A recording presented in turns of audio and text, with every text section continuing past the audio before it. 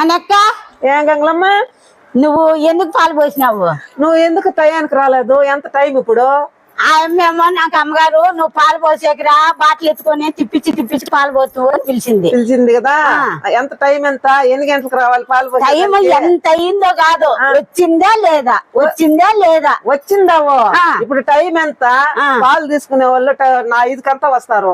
నువ్వు 6 గంటలకు వస్తావు అంటే నువ్వు ఎప్పుడు పాలు పోసేది? వాళ్ళు ఎప్పుడు పాలు తీసుకునేది? అన్నిటికీ విరుద్ధంగా ఉంటావు. ఎందుకు ఇట్లా కడితే పప్పుకు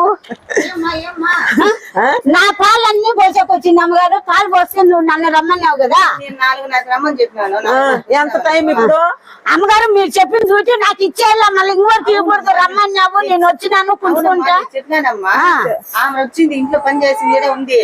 మధ్యాహ్నం వస్తానని పోయినా ఇంతవరకు నువ్వు రాలా. పని కావాలి కాబట్టి పని చేయించిన బిన్న. నేను బాటిల్ పోసుకుంటేది పోసుకో, నువ్వే చెయ్యి. టయానికి వచ్చి పోయి, లేకపోతే బాటలు తన కొట్టా. మనక్క